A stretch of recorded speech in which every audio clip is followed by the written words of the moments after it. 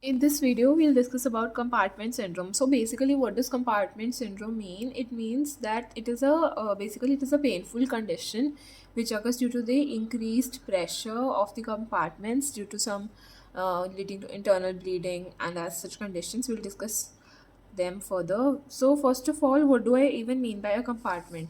Suppose this is the foot of someone and this is their leg, and I have cut it open. So I basically have the cross section. I'm drawing it in a bigger way so it is visible. So here we have the bone.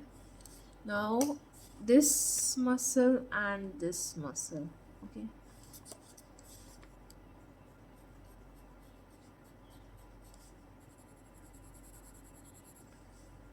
Then this muscle.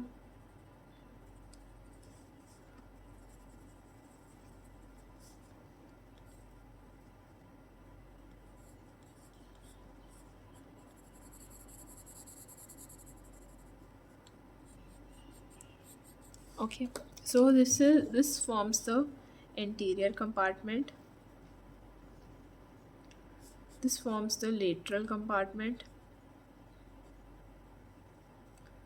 This forms the superior posterior compartment, or the superficial, sorry, and this forms the deep posterior compartment.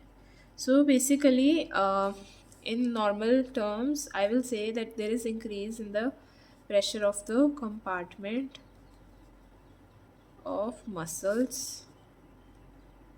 This in turn is leading to the blockage of arteries, veins, and nerves. Okay, this is the simplest thing I have explained it. Now coming on to what is the etiology. Now basically it can occur due to two reasons. Either there will be an increase in the fluid accumulation, or there will be a decrease in the increased fluid content in compartment, or there will be decrease in the volume of compartment. Now this can occur during burns, cast, bandages, and this can occur when there is a swollen limb, burns, fracture, trauma, hemorrhage, vascular disruption, or snake venom. Okay, so this is forms the etiology. Now we have a certain types of compartment syndrome. So the types of compartment syndrome. Now either it is acute or it is chronic. Now an important thing to remember here is that acute is a medical emergency. Acute is a medical emergency. Chronic is not a medical emergency. Also, this is also called as exer- exertional compartment syndrome. Now, this acute compartment syndrome, since it is a medical emergency, then it is caused due to severe injury. Now, a very classic sign is pain, intense pain. Now, this intense pain only occurs when the muscle is stretched. The muscle feels as if it is very firm, tight. Then there can be sensations like tingling or burning sensation. We can even expect to see paresthesia or numbness.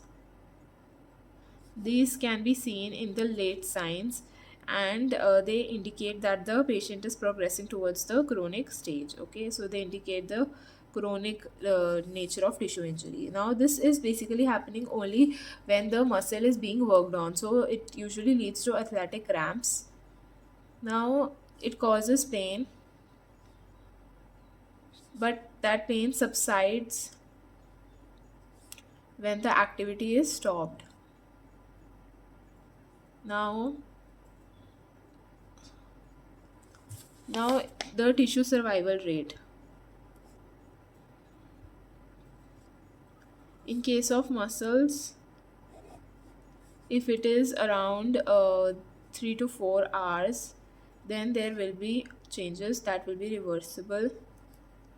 If more than that, so irreversible damage. 6 hours, variable damage. 8 hours, irreversible change. In cases of nerves, there will be compression. In 2 hours, there is loose nerve conduction. Then 4 hours, neuropyrexia. Then 6 hours में irreversible changes.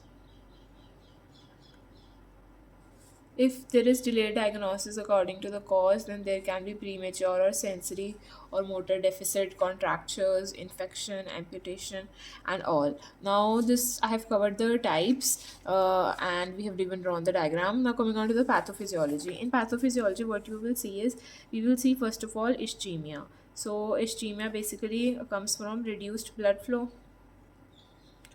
Now, due to this reduced blood flow, there is increased in the compartment pressure. Now, due to this ischemia, it is edema. Okay, now over here, either it can be a direct injury. Now, this will further lead to pale, pulseless, then paralyzed, paresthesia, painful. Now, over here at this stage, we will perform fasciotomy.